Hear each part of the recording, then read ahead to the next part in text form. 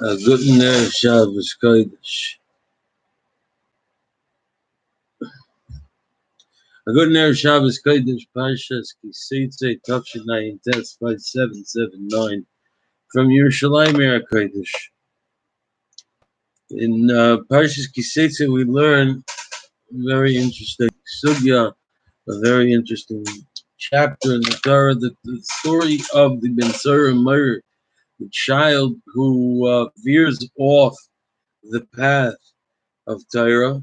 He veers off. He goes and he's gonna get killed for it. He's gonna get killed for veering off the path of Torah. Really, is that really the kind of message? Is that really something we want to learn? Is that something we want to see right before Rosh Hashanah, the Yom Hadin? Is that Rashi? What does Rashi say? Why is this teenager being killed? His parents bringing him Besdin, saying he doesn't listen to us. He's doing his own thing. He gets killed for it. Says Rashi, why? Because the Torah talks about what's going to be in the future. What's going to be in the future with this individual, and he has no good in the future, and therefore we're going to kill him. Very comforting, right before Yom Hadin, right? Right before Rosh Hashanah. Okay, so we gotta establish this. We have to understand what's going on over here, because what happened to the concept of tshuva? Where's this individual's chance? He's just a teenager. Where's his chance to one day, come to his senses and find himself and come back to the path? Why are we just killing him?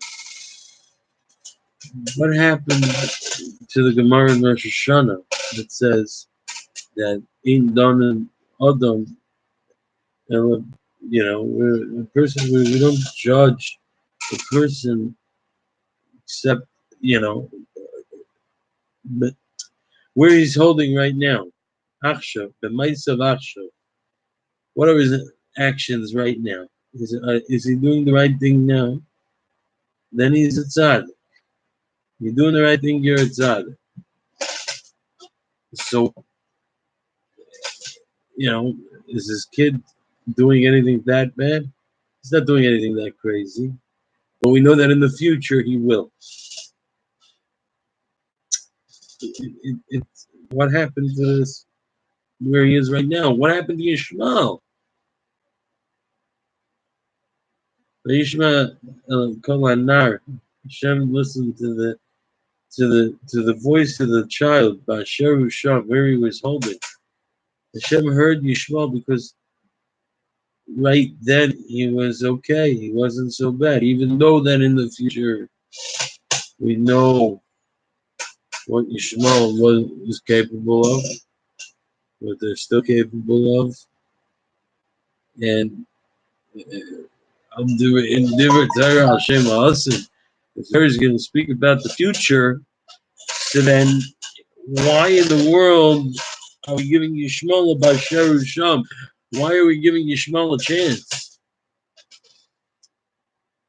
And so we have to. We have to grasp that the Kotzker Rebbe explains that this kid wouldn't be killed just because he veered off the path, because he was Seir, the Divrei Av of the Imai. He went away from the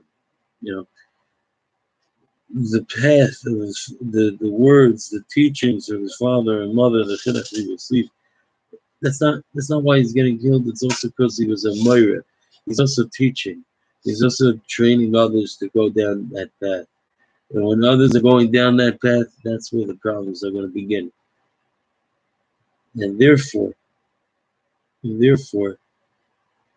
going to get killed now, because we can't afford to lose any more neshamas to go down his dark path. We'll find that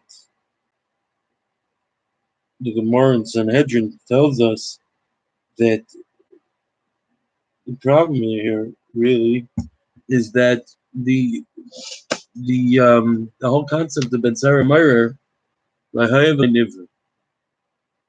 never was and it never will be. It never will be.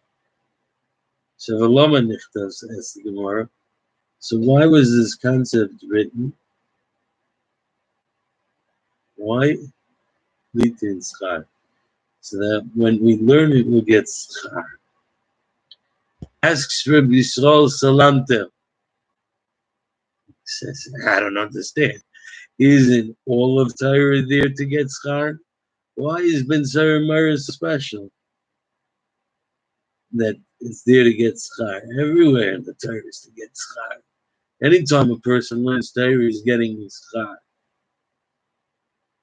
Zogdav Yisrael, many people, they learn, I have to learn, I have a mission to learn, so I'm going to learn something that's halacha l'maisa. I'll learn Shabbos, I'll learn kashrus, and safras, shchita, whatever you want. There's all kinds of Torah to learn, and us lasses, to do things right, to come out with the halacha l'maisa. But when we're discussing a concept that never was, never will be, and the Torah put it there, the only reason why it's there is Torah Lishma. To learn it for the sake of learning it, no halacha l'maisa is going to come out of it, because the case will never happen. All the different complicated halachas involved with it is just not. It's just not going to ever happen. But when you learn it, when you darshan it, when you speak through it, and you go through it, and you learn the topic through, there is a tremendous schar for that. Okay, so now, isn't that a beautiful, comforting lesson to learn right before Rosh Hashanah? To take that with us? What does the famous Mishnah of Marcus tell us? Everybody knows about Kashi. Ratza HaKadosh Baruch Hu Zakas Yisrael. HaKadosh Baruch Hu wanted to give schusim for Klal Yisrael. Leficha Chibur Lahem Torah mitzvahs.